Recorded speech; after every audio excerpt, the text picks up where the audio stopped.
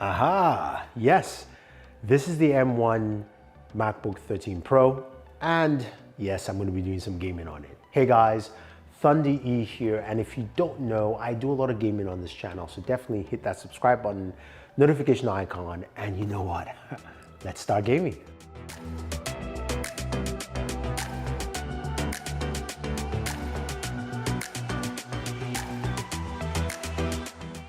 All right guys, the M1 MacBook Pro 13 is finally here, and we've seen a lot of rave reviews from everyone. Dave 2D, Matthew Monens, everyone has talked about how good this device is. Well, I'm here to do some gaming on the device and maybe even pump a few brakes as well. So starting off with what I have here, it's 16 gigabytes of RAM, I've got 512 gigabytes of storage. It's a MacBook 13 Pro, so it's got a fan built into it as well. Lovely display. Yes, I know you guys want that wallpaper with Darkseid and Superman, so check out the link in the description. And it's also running Big Sur.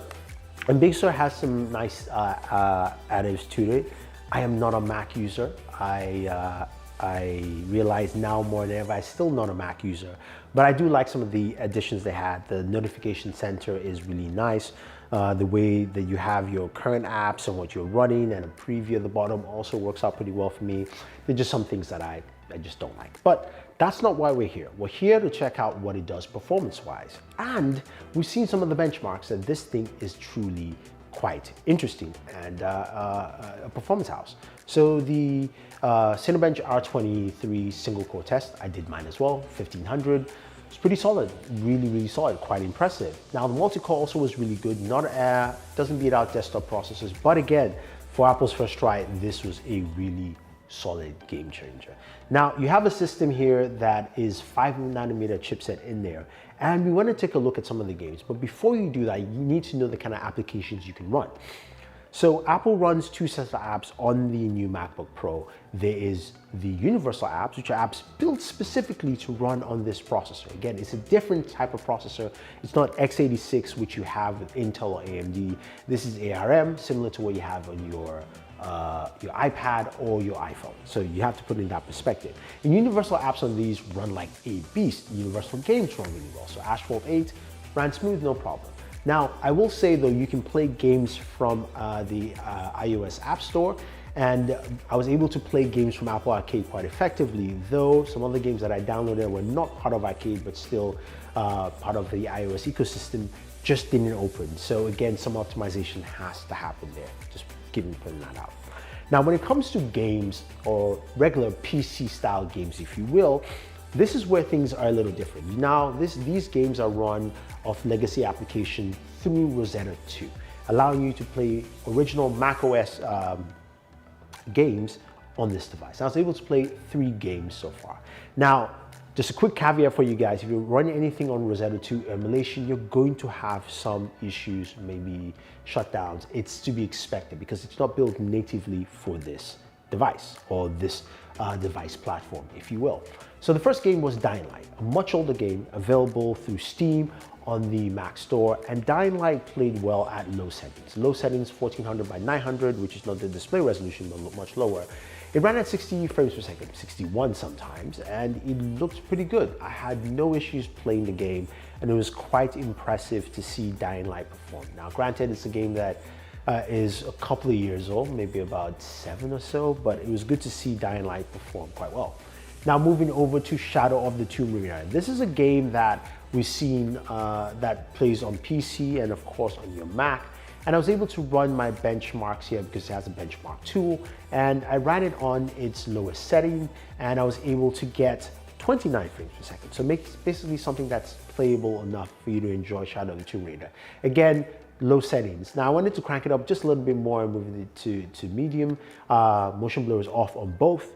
And I got 24 frames per second. Not bad, and I think something quite solid and playable. So you can play Shadow of the Tomb Raider, and I think it is possible. But just remember, it's going to be lower settings.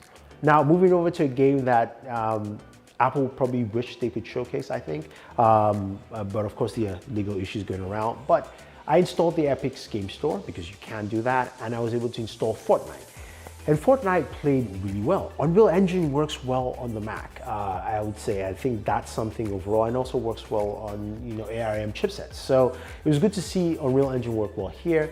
Lowest settings, 1400 by 900. I got 60 frames per second.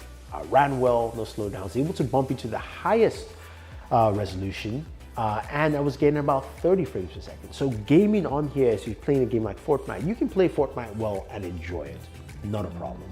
Now, there are some caveats to gaming on this device. So for instance, the Epic Game Store itself ran really slow, and also Steam also ran very slow. It was just choppy going through menus.